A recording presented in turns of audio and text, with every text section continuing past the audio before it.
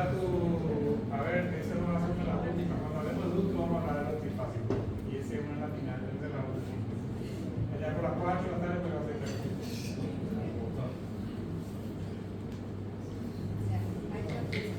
bueno, entonces, vamos a empezar a analizar ahora el componente materno. Hablamos de uterinas, vamos a hacer una pausa porque también mi cerebro tiene que oxigenar. Las arterias uterinas, recuerden que es la que me va a dar componente materno, la umbilical placentario y después todo lo que sea el compartimento fetal. Y vamos a hablar de las uterinas. Para las uterinas,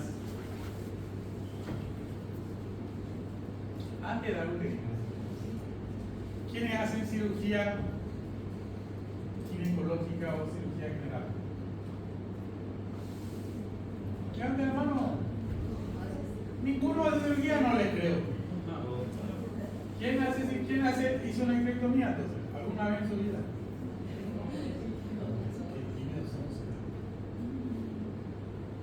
¿Qué especialidad lo tiene? Soy médico de familia. Ah, entonces él está perdonado. Adelante. Los demás no van a estar perdonados. Voy a decir por qué después. Bueno, entonces, la uterina, recuerden ustedes, la anatomía es fundamental. Tan fundamental que, ¿de dónde provienen las arterias uterinas? Anatomía. Viaje interno. Viene, y fíjense, no es en balde que está tortuosa, llega a dónde? A prácticamente próximo al orificio cervical y asciende. Y va de forma lateral por el cuerpo uterino y después se van a anatomizar con quién? Con la ovárica. Muy bien. Ese es el trayecto que hace. Y acá, este ascenso, y después se une a la ovárica. Correcto. Pero fíjense que de la uterina salen sus diversas ramas que van a irrigar el útero. Entonces, de la arteria uterina sale la arteria arcuata. De la arcuata salen las radiales. Y finalmente, de las radiales salen las basales que van a ir a irrigar el endometrio. Son las espirales y las basales. Las dos. Estas espirales son las que a mí me interesan desde el punto de vista obstétrico. Entonces, problema. Tenemos dos uterinas. Tenemos 4 arcuatas. No vamos a calcular cuántas radiales y cuántas espirales. ¿Cuál lo voy a isonar?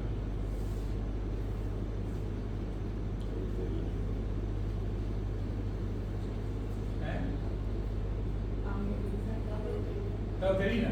Sí, tengo dos, más fácil. No, yo no estoy preguntando a mi nivel, estoy preguntando cuál isonar de todas las arterias que están irrigando el útero.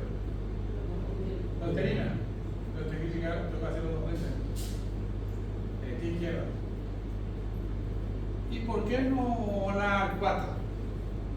Voy a buscar 4 veces. No es solamente esa la explicación.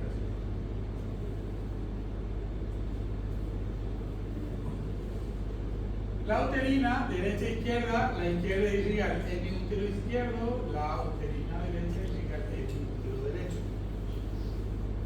Con lo cual tengo una idea de todo el útero.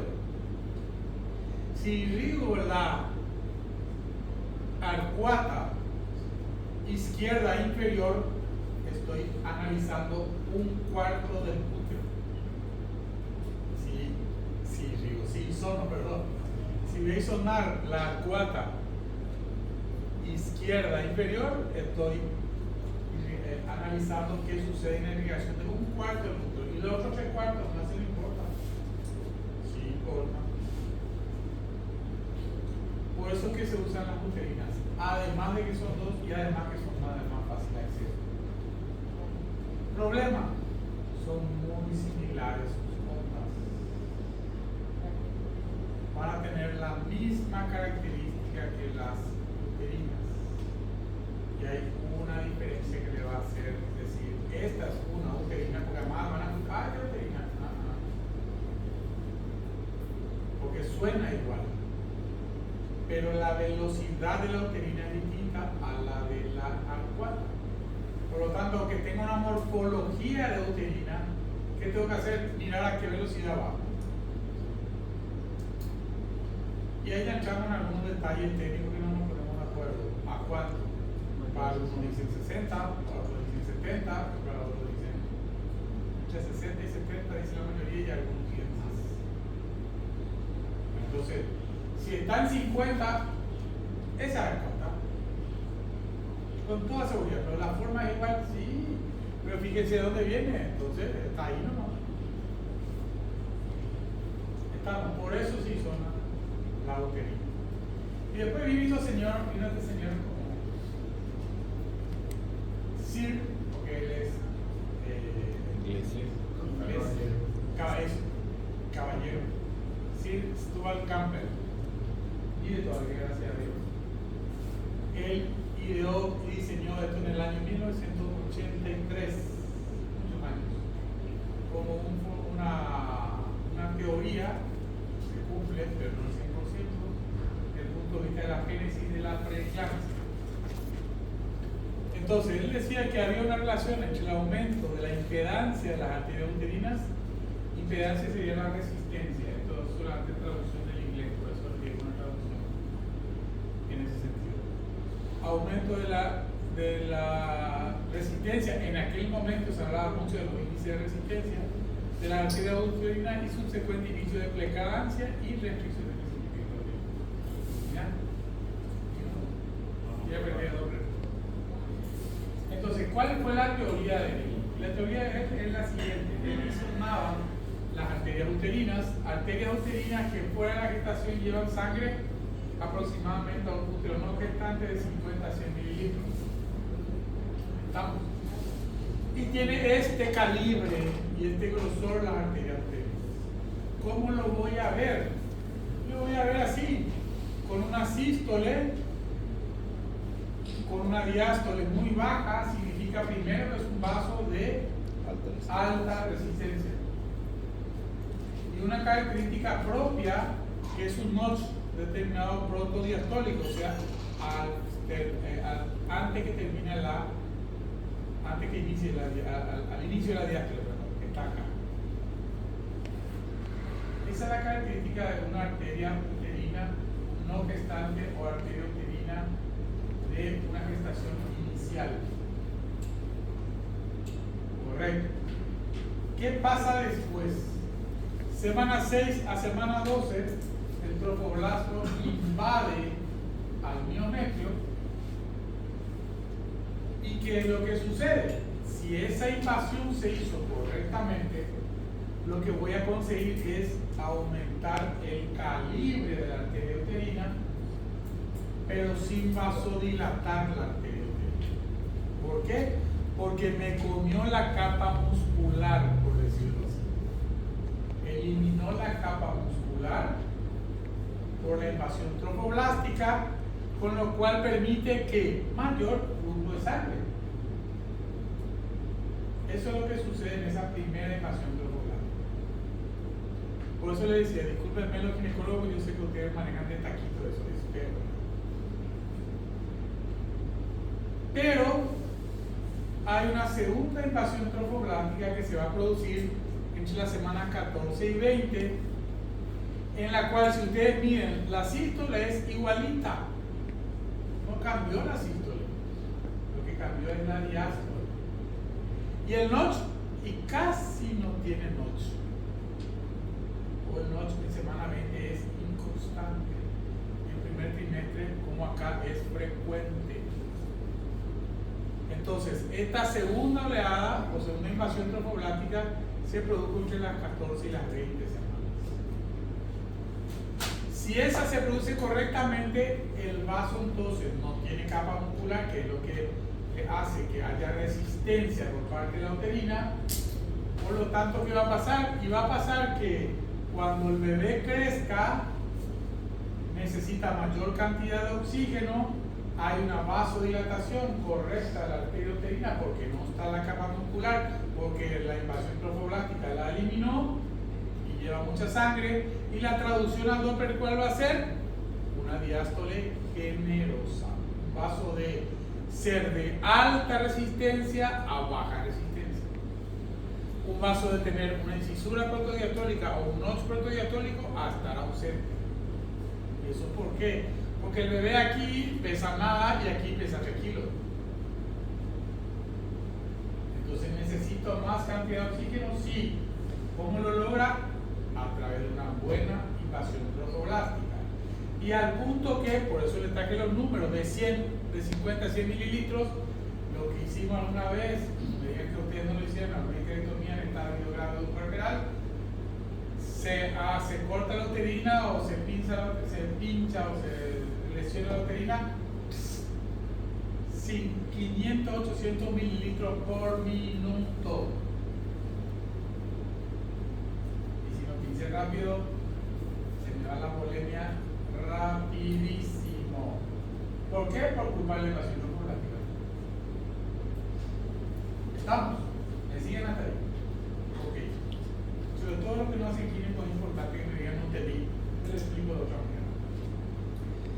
Pero aquí la invasión trofoblástica se produjo correctamente. Y recuerden bien, 6 a 12 y 12 a 14 no es un dato no menor. No. Y lo van a ver después por qué no. Pero resulta ser que la invasión trofoblástica se produjo en el primer trimestre, pero se produjo mal. No hay buena invasión trofoblástica.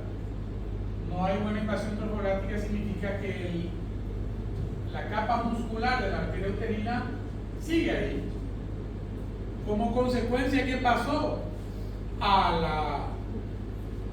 Por encima de las 12 semanas, la arteria uterina es igual a una gestante inicial o no gestante. ¿Por qué? Porque la capa muscular sigue igual. ¿Qué tengo? Está la sístole, está la diástole, está el notch protodiastólico. ¿Pasa algo o no? Ese es un bebé que puede pesar 370 gramos.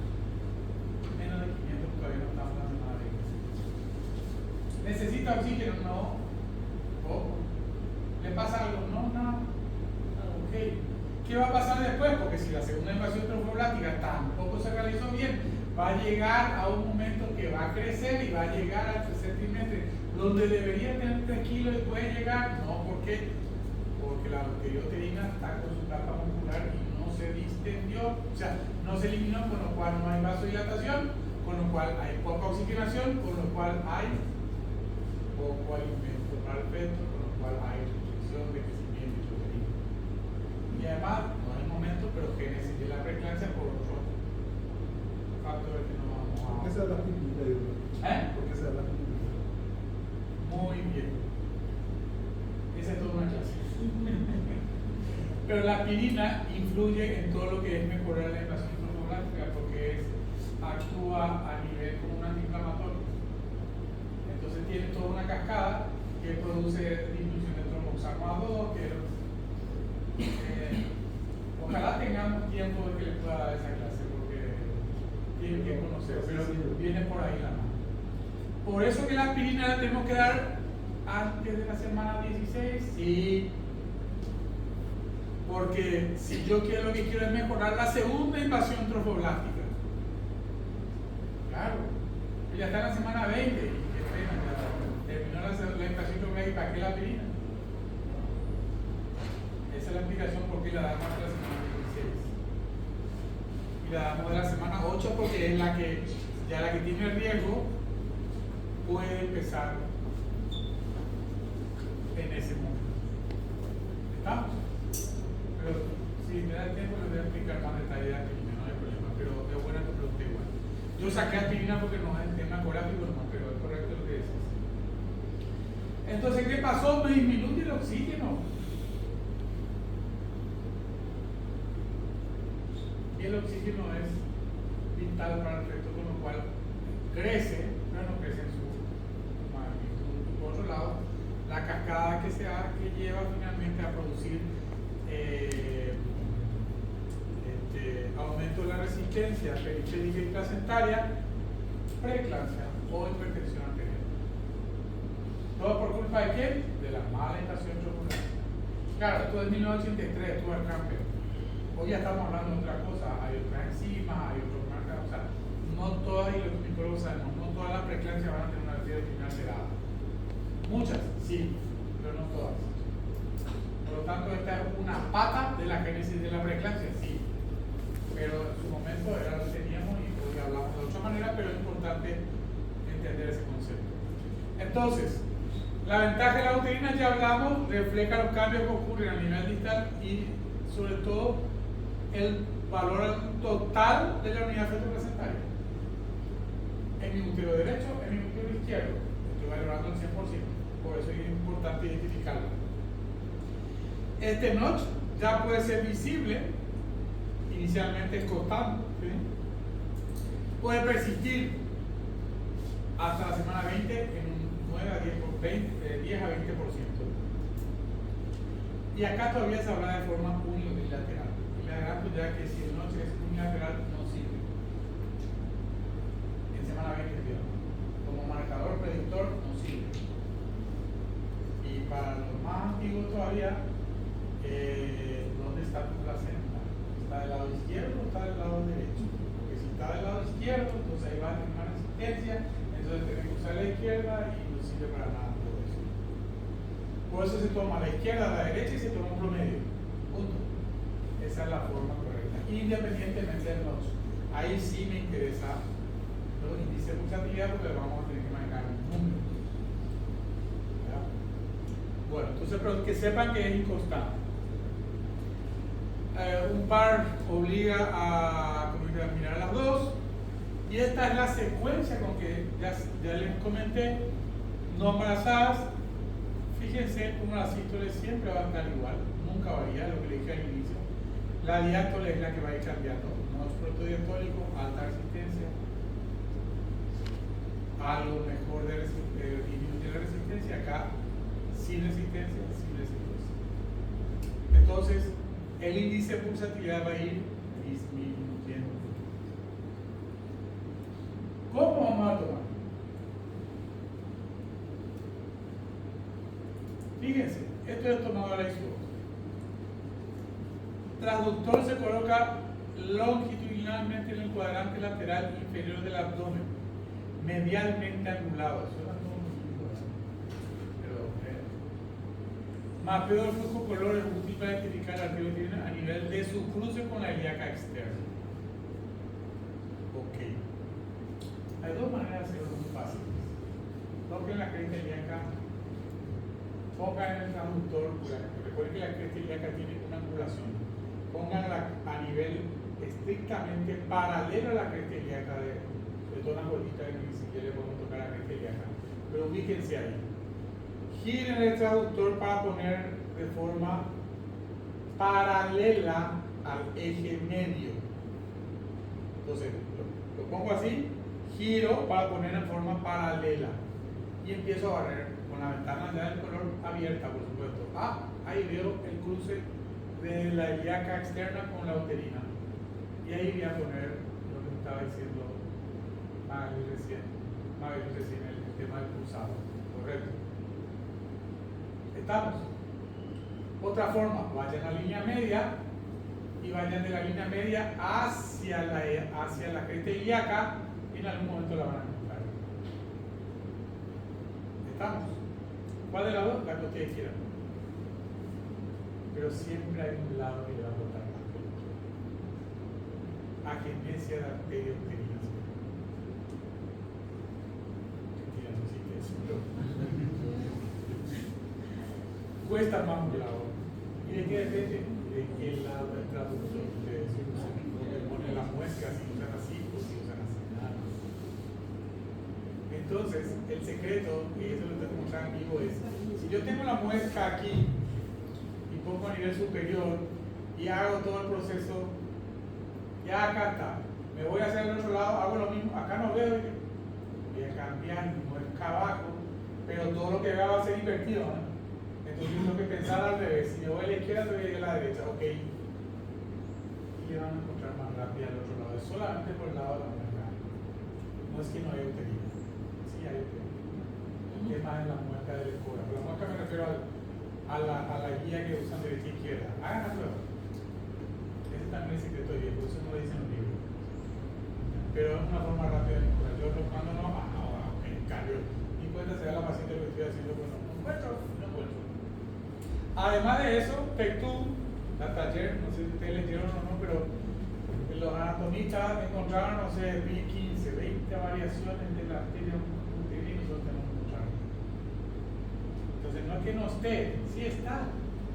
Y de repente estoy así, ahí está la uterina, mira cómo digo, ustedes están así, en forma o posición un poco ortodoxa, pero por la variante anatómica. Entonces, tiene muchas situaciones.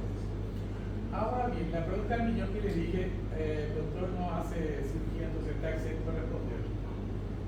En una histerectomía, con el útero abierto, ¿en qué momento ustedes ven el cruce de la ilíaca externa con la uterina para ver una ecografía? Porque la ecografía se ve, claro que se ve. Ahora, ¿en qué momento pasan ustedes al campo quirúrgico? Mira, ahí está el cruce ecográfico de la uterina con la... ¿En qué momento lo ven? No se ve. ¿No es cierto? ¿Qué no es cierto? No se ve. ¿No se ve? ¿Y por qué no veo? Pues si yo veo por ecografía.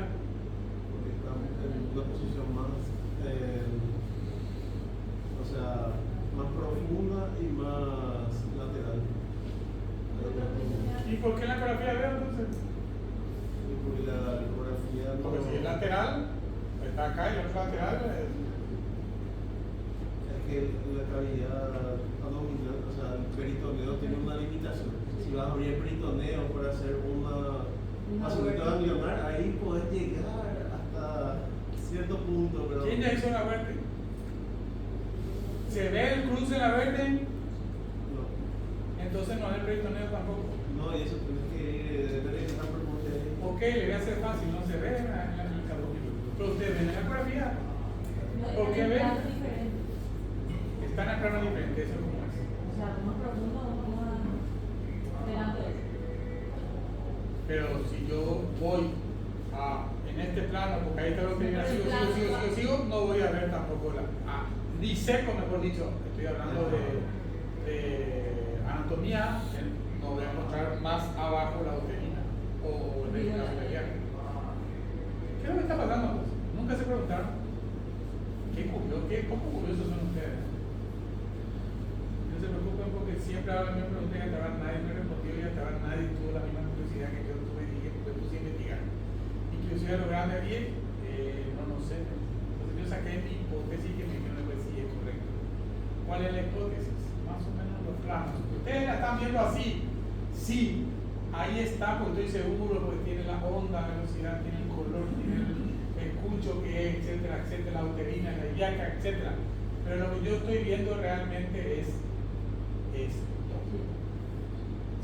Algo bidimensional que en realidad el tridimensional están bastante alejados. Correcto, entonces los planos sí, pero lo que estoy viendo es así. Entonces, como yo veo en un solo plano, veo que se cruzan, pero yo siempre me pregunto anatómicamente para ver, hacemos cirugía, ¿dónde está el cruce? Entonces, la corrección para eso es el cruce ultrasónico, ecográfico, como quieran llamarlo, porque anatómico no existe. Ni textura taller ni ningún otro lo digo. Entonces, nos inventan la pólvora, vamos a hacer la corrección ahí sobre. Es solamente para que tengan ustedes pensamiento crítico y no todo, sí, el cruce y nadie se preguntó cómo lo vi cruzando. ¿Verdad? Entonces es un cruce, si quieren llamarle virtual, sí, ecográfico, ultrasónico, como ustedes quieran. Pero la diferencia es esta. Yo lo veo así, cuando pongo bien, no, ahí no están cruzadas. ¿Qué es lo que sucede en la cirugía? Pero veo en la ecografía y la veo cruzándose correctamente. Eso le digo como cultura general. Bueno, entonces, ya saben, cresta ilíaca derecha, paralela a la cresta, ángulo, busco. Repito, para un segundito. Línea media y voy a la cresta y acá. No encuentro. Cambien el transductor, pero acuérdense que tienen que pensar de forma. No, ese lado no viene ahí. Su cerebro tiene que funcionar con la mano izquierda y con la mano derecha. Es solo costumbre. Sí. No, que para aclarar nomás lo que dijimos al principio, la uterina es rama de la interna, pero se cruza ecográficamente con la externa. Eso es lo que nosotros vemos. No es que, para no confundir, porque se le menciona muchas veces la externa, pero como vos decís, están en plano, Claro, situaciones distinto, donde pero hay una conexión. anatómicamente nunca están cerca. Claro. Pero yo lo veo, en la ecografía se ve, ahí está. Es como si, No hay para saber. por eso, anatómicamente no, pero le faltaría nada más a esa descripción de cruce virtual, porque para mí es un cruce virtual, no encuentro otra palabra. ¿Verdad? Eso es lo importante, es cómo van a buscar. Volumen de la muestra a 1 centímetro por encima de este cruce, pero hoy se trata de ir lo más profundo posible a ver cómo va a mejorar su calidad de onda. El índice le va a dar el mismo, pero la calidad de onda, si ustedes en vez de hacerle por arriba, la hacen cada vez más abajo, a ver si tenemos acá. Bueno, acá, en este caso va más hacia abajo y la toma aquí y no como dice eso. Esa es una trampa no también, porque no siempre puedo ver todo el trayecto. Pero si lo tomo ahí, no está mal, no está mal. El índice me va a dar y va a ser el mismo que ustedes obtienen, pero la calidad de la onda va a ser mejor si es más profundo. Si lo pueden, lo hacen, si no, pero siempre a nivel de cruce. Se ramifica antes de su inserción a veces y se ubica justo antes de la bifurcación. No importa que son todos variantes. Lo importante es identificar con la ventana, el cruce entre la externa y la uterina, y está. Esto es lo que les decía, fíjense, este tipo de marca es la que les decía, es que están en el automático. Acá no están locos, acá no están locos, acá están locos, es lo que te explicaba hoy. Quiere decir que el automático lo único que hizo fue me consideró esta onda que es la que consideró mejor de todas, y finalmente me dio los valores.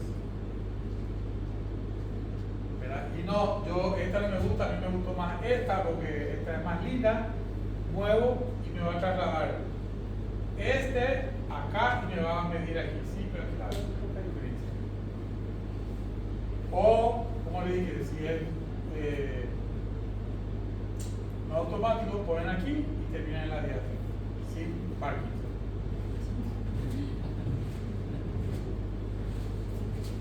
Entonces, después sacan y el índice de pulsatilidad, el que me interesa, me indica el sístole, diástole, la resistencia, me indica la velocidad. Está todo muy lindo, pero el único dato que me interesa es este. Quieren ponerle el reporte de todo esto y pónganle, no pasa nada. ¿Le sirve algo? No, sirve nada, que es lo que ya hablamos.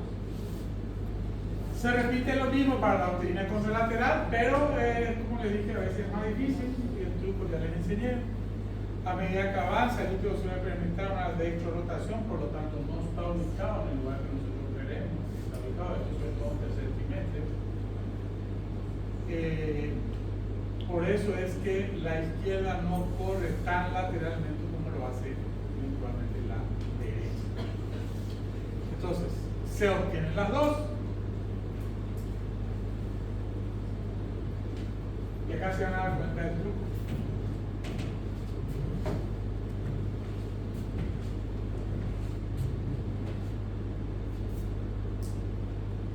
¿Por qué si esta es la derecha y esta es la izquierda, las dos van en la misma dirección?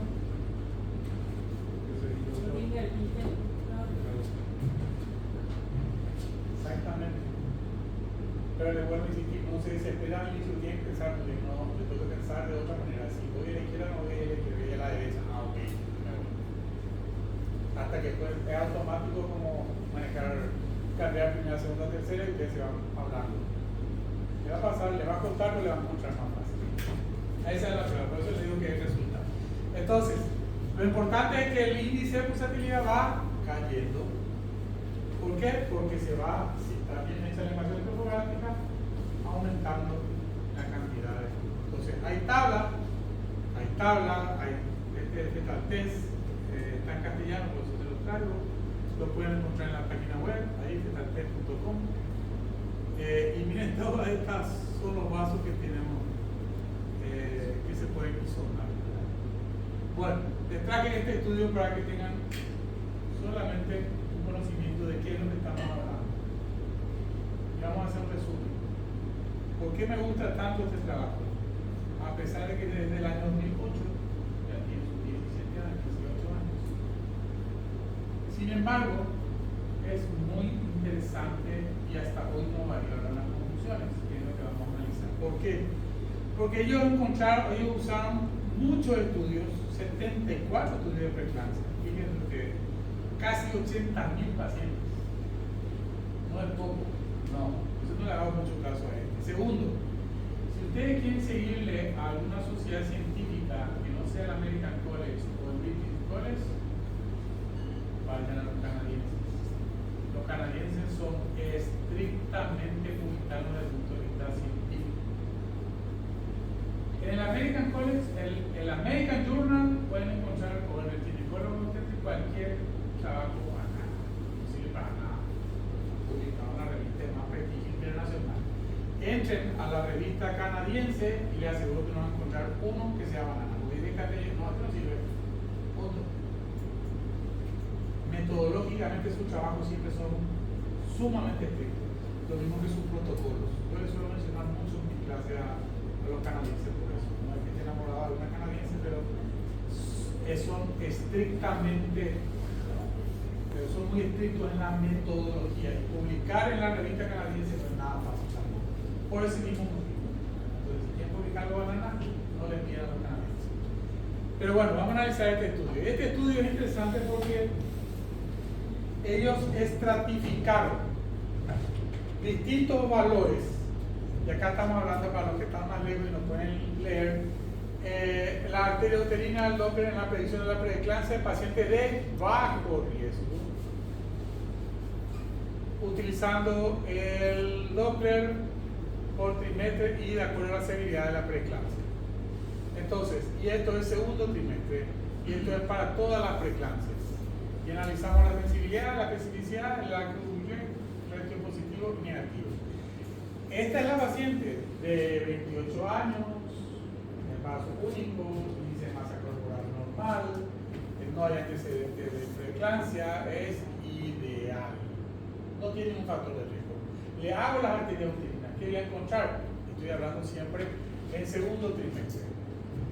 Encuentro que para el segundo trimestre, el notch bilateral, fíjense, el likelihood radio 6.5, el más alto de todos si comparo el análisis para todas las preeclampsias, no para las severas solamente, para todas.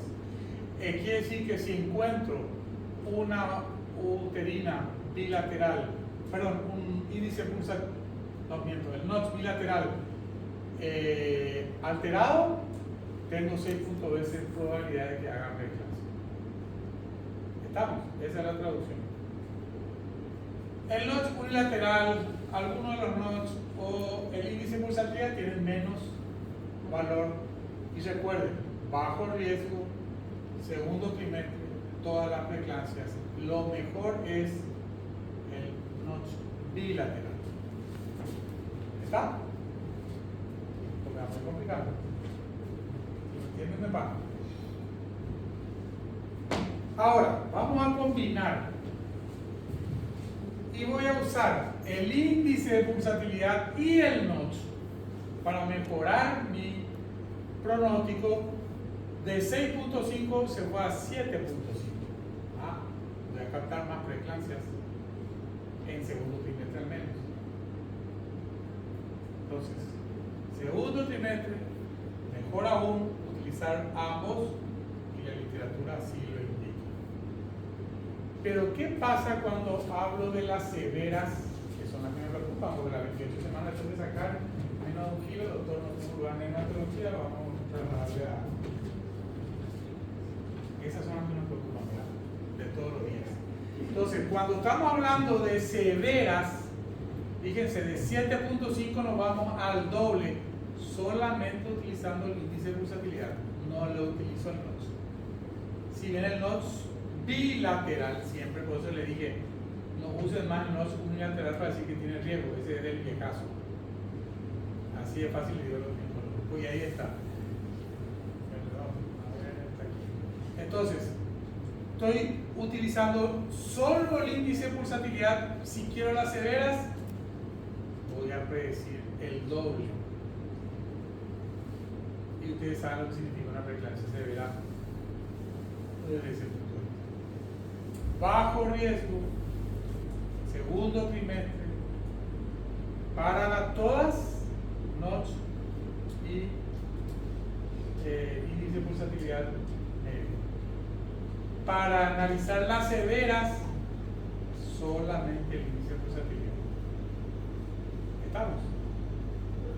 Sí.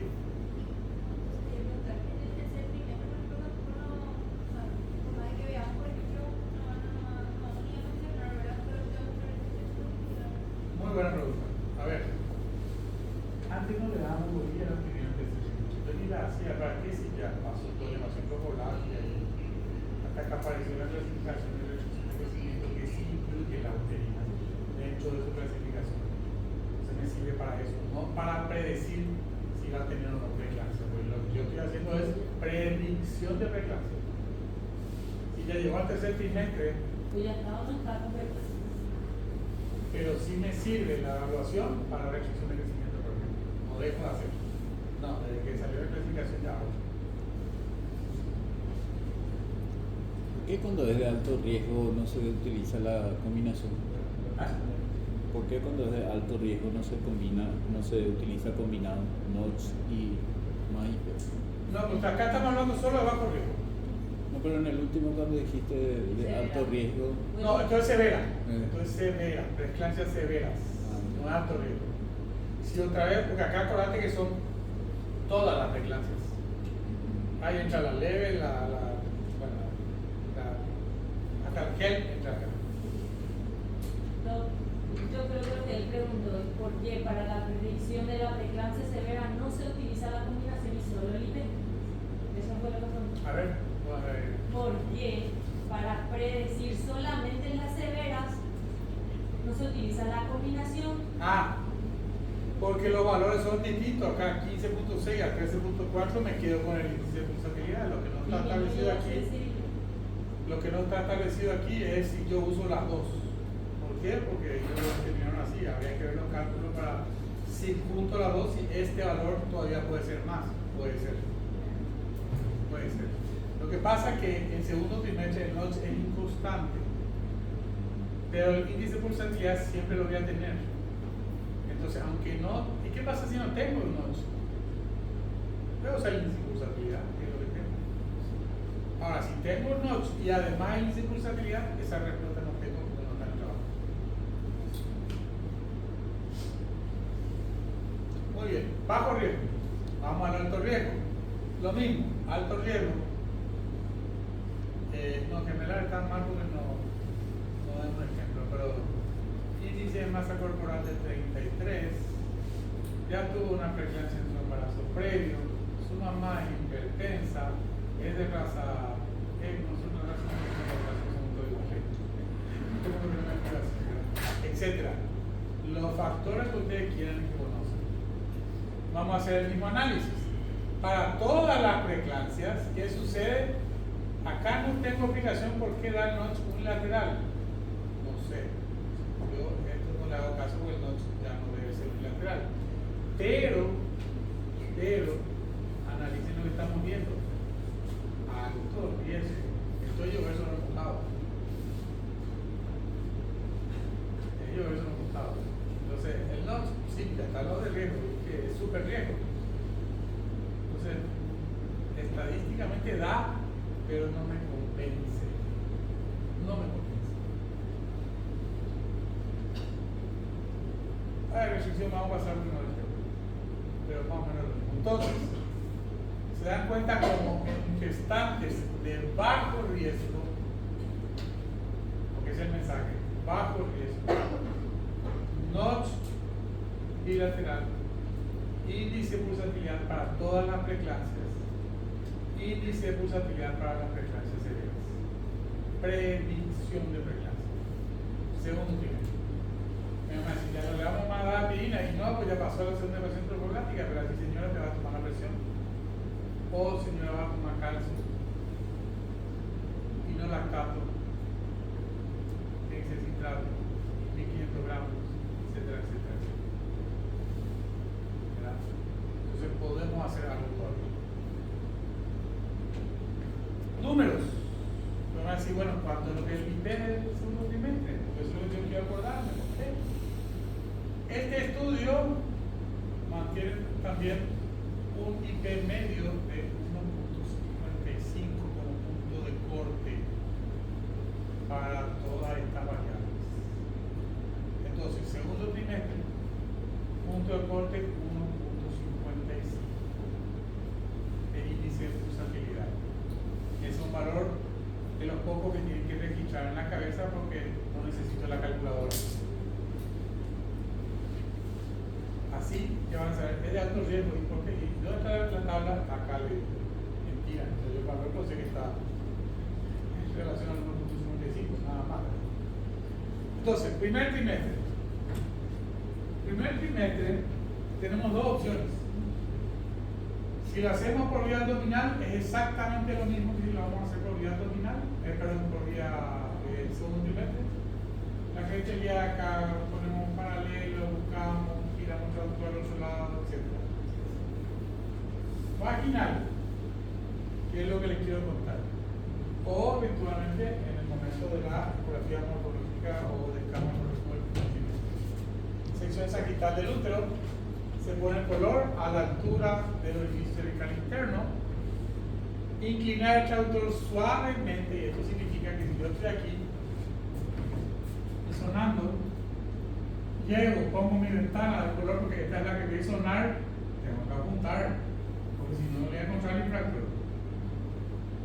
Termino y apunto hacia el otro lado, pero tengo mi ventana de color aproximadamente, y no es apoyar. Yo lo puedo hacer más lejos, puedo retirar más el traductor con tal que apunte hacia el infractor o hacia el otro lado, el color me va a marcar. Y la voy a tener la misma imagen de cruce de la arteria virtual. Entonces, esa es la manera y la onda va a ser similar. Analicemos entonces ahora el mismo trabajo, pero en primer trimestre. Bajo riesgo, primer trimestre, todas las preeclampsias, índice de pulsatilidad. Y me van a decir, ¿por qué no? Sí, porque todas tienen, o la gran mayoría tienen, entonces todas lo van a hacer riesgo. Para las preeclampsias severas sigue siendo el índice de pulsatilidad, pero es un poco menor si ustedes se fijan. Pero yo con esto, si estoy en primer trimestre, señora va a tomar aspirina. Lo voy a hacer todas las noches porque es nocturno, antes de acostarse, no horarios, antes de acostarse. Y lo tomar hasta la semana 36 y cuando si hace falta retirar antes. Entonces ya va a empezar para qué? Para que se produzca una mejor invasión tromboclática del segundo trimestre. Y si hablamos del primer trimestre, alto riesgo es lo mismo, llover mojado, ya está. Le voy a dar su opinión, hermano, porque tiene alto riesgo, no porque tenga su uterina alterada. Entonces, me da igual qué valor tiene, casi nada, pero hasta lo de alto riesgo, o sea, no me suma ni me resta. Lo que no es que esta es de alto riesgo y la otra es de súper alto riesgo y la otra es de mega alto riesgo. Y de acuerdo a eso le voy a dar o no le voy a dar. No, o el blanco, y me gusta eso, o negro, yo prefiero azul, porque soy casi negro. Entonces, por eso, y esta ya es restricción que es lo mismo. Valor del IP del primer trimestre. Resumen, 1.55. En el segundo trimestre, este estudio nos da como 2.4. Entonces la la tabla donde está, en 2.4 primer trimestre, 1.55 segundo trimestre. Ya está, ya tiene toda la tabla en su cabeza. Esa es la forma así rápida. Quieren ser muy precisos porque, ok, echen la calculadora, identificar el valor y ustedes transfieren. Pero ya van a tener una idea, antes de que termine el estudio, ustedes ya saben que la señora técnica cómo ya se dieron cuenta de cómo son los valores. Esos son los valores, los únicos valores que yo les voy a preguntar, porque son los que tienen en la punta de la lengua. Porque ese es del día a día, ustedes saben que la frecuencia no son muy frecuentes para nosotros. Entonces, ¿qué le pasa acá a la arteria uterina? Fíjense, estamos en lo mismo. 2.4, cómo coinciden las tablas, 1.55 alza. Entonces, lo que va pasando es que la arteria se va, si se produjo correctamente la invasión trofoblática, la arteria va aumentando. Disminuyendo el proceso. Bien. Preguntas antes del café.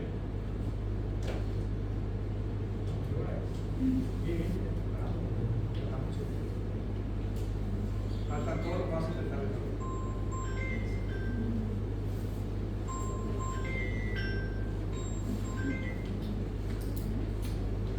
¿No hay preguntas?